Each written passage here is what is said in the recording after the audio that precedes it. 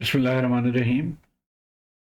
आज के इस वीडियो में हम एंट्रेंस टेस्ट क्वेश्चन जो कि गेट 2023 ईयर्स के क्वेश्चन है इलेक्ट्रिकल इंजीनियरिंग से, और इसमें क्वेश्चन नंबर 29 और 32 को हम डिस्कस करेंगे।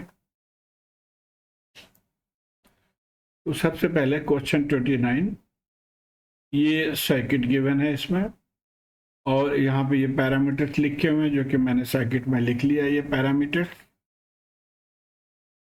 तो ये कह रहा for time t less than 0 this circuit is at steady state. t less than 0 पे ये स्विच कनेक्टेड है और बहुत देर से कनेक्टेड है, इसलिए ये स्टेडी स्टेट कंडीशन में आ गया। और आपको ये ध्यान में रहे कि जब स्टेडी स्टेट में हो तो inductor behaves like a short circuit and the capacitors behave like an open circuit. अच्छा, पता क्या करना है हमने कि if the switch is in position at t is equal to 0, if switch is open at t is equal to 0, तो t is equal to 0 पे हम इसको ओपन कर देंगे। The value of the voltage across the inductor VL at t0 plus is so many volts। तो वो actually हमने इसी को मालूम करना है कि VL 0 प्लस कितना है। ये ध्यान में रहे कि हमने VL 0 प्लस मालूम करना है। तो पहले तो हम नेगेटिव साइड पे चलते हैं, यानी t इक्वल टू 0 माइनस पे क्या सिनेरियो हो वो देखते हैं।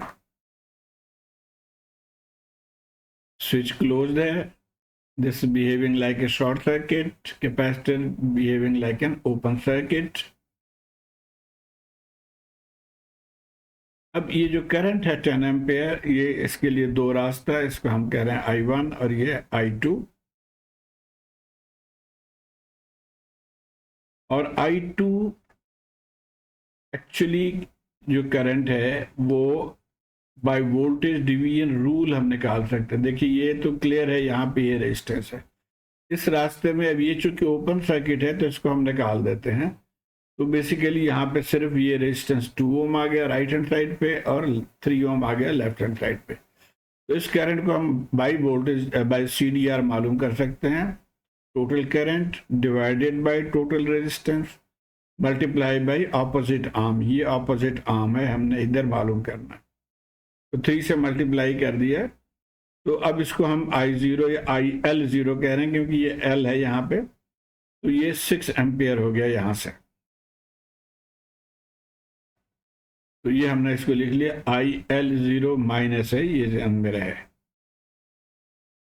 उसके बाद ये जो यहाँ पे दरम्यान में वोल्टेज को हम V1 कह लें या V कह लें, 0 माइनस, इसको मालूम करेंगे हम। और ये वोल्टेज बेसिकली क्या है कि इसके क्रॉस जो वोल्टेज होगा वही ये होगा, इसके क्रॉस भी वही वोल्टेज। अब यहाँ चूंकि हमें करंट पता है और ये रेजिस्टेंस पता है, तो यहाँ से हम ये वोल्टेज मालूम कर लेंगे। IL0 इंटू रेजिस्टेंस 2, 6 इंटू 2 यानी 12 वोल्ट। ये हो गया ये वोल्टेज जिसको हम V10 कह रहे हैं या V0 कह लें। अब कैपेसिटर के वोल्टेज क्या होगा, उसके लिए एक सर्किट हम साइड पे ये ड्रॉ कर लेते हैं। फर्ज करें ये 12 वोल्ट है, इसमें रेजिस्टेंस है और कैपेसिटेंस है जैसे कि ये है। तो जो ही अगर आप स्विच ऑन करते हैं तो ये कैपेसिटर विल स्टार्ट चार्जिंग। और कितने वोल्ट पे चार्ज करेगा ये क्वेश्चन है। अक्सर स्टूडेंट इस पर घबरा जाते हैं। ये तो बीच में रेजिस्टेंस भी तो है जी, रेजिस्टेंस भी ड्रॉप होगा नहीं। ये ड्रॉप तो इनिशियली होगा लेकिन करंट कम होते होते होते जब तक ये 12 वोल्ट पे ना आ जाए तब तक इसमें से करंट फ्लो स्टॉप नहीं करेगी। तो इसका मतलब है ये this will charge to 12 volt. तो अब हम लिख सकते हैं कि VC0 माइनस भी 12 वोल्ट के बराबर है। तो अब ये T0 से पहले हमने ये दो वैल्यूज मालूम कर लिए थे। याद रहे कि हमने T0 के बाद वोल्टेज की वैल्यू मालूम कर। अब हम आ जाते हैं T0 प्लस पे। T0 प्लस पे ये स्विच ओपन हो गया, इसमें से कोई करंट फ्लो नहीं करेगी, तमाम करंट इधर से फ्लो करना है।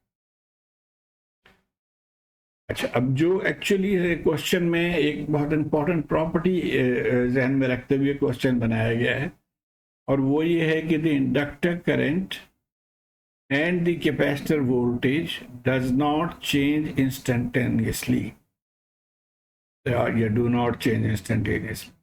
مطلب یہ ہوا کہ اگر یہ ہمارا ٹائم اسکیل پہ 0 پوائنٹ ہے تو اس سے پہلے جو ویلو ہے یعنی 0 مائنس پہ وہی ویلو 0 پلس پہ بھی رہے گا. تو یہاں سے یہ نتیجہ ہم نکال سکتے ہیں کہ جو IL0 6 ایمپیئر تھا 0 مائنس وہی ویلو IL0 پلس پہ بھی ہوگا. تو IL0 پلس ہو گیا 6 ایمپیئر. اور اسی طرح وولٹیج VC0 پہ it was 12 تو اب VC0 مائنس پہ تو اب VC0 پلس پہ بھی یہ 12 وولٹ ہو جائے گا. اب ان وولٹیجز کو ہم یہاں پہ انٹر کر لیتے ہیں وولٹیج آف کرنٹ کو. تو IL0 پلس 6 ایمپیئر ہو گیا اور یہ 12 ایمپیئر ہو گیا. 10 ایمپیئر ہمارا جو ہے ان پٹ اس سرکٹ کو سپلائی ہو رہی. اب یہاں سے ایک چیز دیکھیں کہ 10 ایمپیئر سپلائی ہم کر رہے ہیں 6 ایمپیئر تو اس اوپر والے سرکٹ پہ ہے تو ظاہر ہے نیچے سرکٹ میں 4 ایمپیئر ہونا چاہیے. تو I1 10 مائنس 6 4 ایمپیئر کرنٹ یہاں پہ آ گیا. اب ہم ان کی پولیرٹیز مارک کر لیں تاکہ ہم جب اس کو KVL ایکویشن سالو کریں گے تو آسانی ہو. تو آپ پولیرٹیز کے لیے آپ کو پتہ ہے جہاں جہاں کرنٹ ٹچ کرے پہلے وہ پازیٹیو ہو جاتا ہے. تو یہ کرنٹ ٹچنگ ہیئر فرسٹ اس کو ہم پازیٹیو لکھ لیں گے. سملرلی یہاں پہ ٹچنگ ہیئر فرسٹ تو اس کو بھی ہم پازیٹیو لکھ لیں گے. آلدو یہاں پہ لکھا ہوا لیکن ہم نے اپنا لکھنا ہے. اچھا اسی طرح یہ نیچے والے کرنٹ سے بھی جو یہاں پہ ٹچ یہاں پہ کر رہی ہے کرنٹ یہ پازیٹیو ہو گیا. اسی طرح یہاں پہ پازیٹیو ہو گیا. اب ہم اس لوپ میں KVL ایکویشن لکھیں گے. KVL ایکویشن آپ جہاں سے مرضی چاہیں شروع کر دیں. میں اوپر سے شروع کر رہا ہوں. تو کرنٹ انٹو ریزسٹنس یعنی 6 انٹو 2 پلس یہ VL یہی معلوم کرنا ہے ہم نے وہ لکھ لیا ہم نے. پھر یہاں سے آئے تو نیگیٹو VC0 کہہ لیں یا 12 کہہ لیں. سو نیگیٹو 12 ہم نے لکھ لیا. اس کے بعد یہ نیگیٹو I انٹو R یعنی 4 انٹو 2 تو یہ آ گیا. تو یہاں سے VL آ گیا ہمارا 8 اور یہی آنسر ہے. VL یہ ایکچولی VL اس کو 0 پلس کہیں گے. VL 0 plus 8 volt.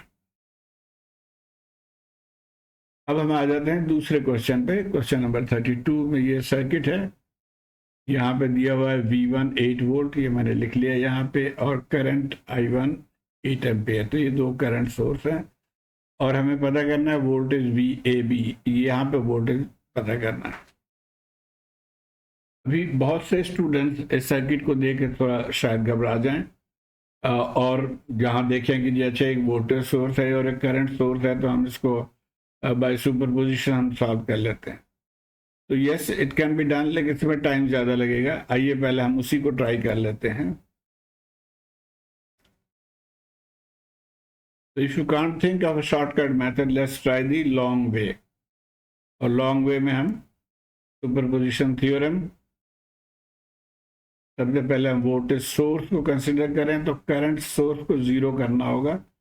Current source کو 0 کرنے کے لیے اس کو اوپن کر دیتے ہیں. تو یہ ہم نے کرنٹ سورس کو اوپن کر دیا. اب ہمارا یہ سرکٹ ہے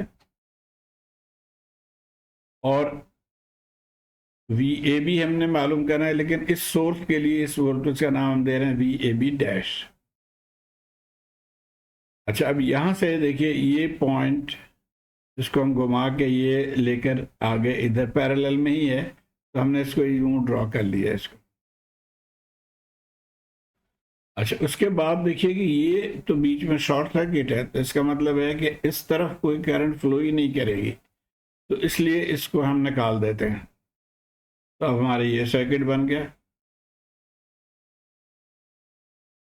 اور یہاں پہ اب یہ بھی دیکھیں کہ یہ سیم پوائنٹ ہے تو اس کا مطلب ہے 3 اور 3 پیرالل میں ہو گیا یعنی 1.5 اوم ہو گیا اور P پوائنٹ یہ سیم پوائنٹ ہے تو نیچے ہم نے لکھ لیا اس کو. اب VAB ہم بائی وولٹیج ڈویژن رول بڑے آسانی سے نکال سکتے ہیں. تو total voltage divided by total resistance multiplied by جس کے کراس معلوم کرنا ہے تو 6 وولٹ آ گیا ہمارا VAB ڈیش. अब आ जाते हैं दूसरे सोर्स को कंसिडर करते हैं। वोल्टेज सोर्स को हमने 0 करना है यहाँ से और करंट सोर्स को रहने देना है। वोल्टेज सोर्स को 0 करने के लिए इसको शॉर्ट करते हैं, करंट को ओपन करते हैं लेकिन वोल्टेज सोर्स को शॉर्ट करते हैं। तो हमारा सर्किट कुछ इस तरह से हो गया। अब यहाँ से आपको बड़ा सिंपल है, यहाँ से आप देखें कि ये करंट फ्लो कहाँ करेगी। इसने ये शॉर्ट रास्ते से इधर वापस आ जाना है, आगे इसने जाना ही नहीं है। तो इसका मतलब है कि इस सर्किट में यानी 3 ओम रेजिस्टेंस में कोई करंट फ्लो नहीं करेगी due to the current source. No current flows through AB terminal, है VAB डबल डैश। अब हम इसको कह रहे हैं सेकंड सोर्स के वजह से, तो ये 0 हो गया। Therefore, total VAB is VAB single dash plus VAB double dash is equal to 6 plus 0, 6 volt। तो ये तो एक तरीका हो गया, लेकिन और आप कोई तरीका सोच सकते हैं शॉर्टकट इसका। तो आइए देखते हैं। जो मेरे जहन में आया कि हम इसको पहले ये हमने शॉर्ट कर लिए, यहाँ पे लाइन को ड्रॉ कर ली, स्ट्रेट कर दिया। अब ये चीज़ आप देख रहे हैं कि ये दोनों ही पैरेलल में, क्योंकि ये पॉइंट 1 है तो इन दोनों को हमने पैरेलल में सॉल्व कर लिया और ये 1.5 वोल्ट तो उसको हम नहीं छेड़ रहे। दूसरा क्या हुआ कि ये पॉइंट भी यहाँ से घुमा के ये 2 और इसके नीचे और ये इसके साथ आके मिल गया, यानी बी पॉइंट पे ये भी जाके मिल गया। तो अब ये दोनों पैरेलल में आ गए, इसको भी हम लिख लेते हैं 1 वोल्ट ये हो गया। अच्छा, अब इस सर्किट से हम अगर चाहें तो इसको थोड़ा सा सिंप्लीफाई करके ड्रॉ कर लें कुछ इस तरह से। ये हमारा लेफ्ट साइड हो गया, ये हमारा वोल्टेज सोर्स हो गया और ये हमारा राइट साइड है। अब ये देखिए 8 वोल्ट यहाँ पे है, इसका मतलब है 8 वोल्ट यहाँ पे भी है, 8 वोल्ट यहाँ पे भी है। तो हम इंटरेस्टेड हैं सिर्फ इस वाले में, देयरफॉर सिर्फ राइट साइड पे ही हम वोल्टेज डिवीजन रूल लगा के तो VAB निकाल सकते हैं। तो VAB जो है वो 8 volt divided by these 2 resistances multiply by 1.5 तो 6 वोल्ट। तो यही आंसर है। तो उम्मीद है आप इसको फॉलो कर पाए होंगे। मुझे अपने फीडबैक से आगाह कीजिए। शुक्रिया।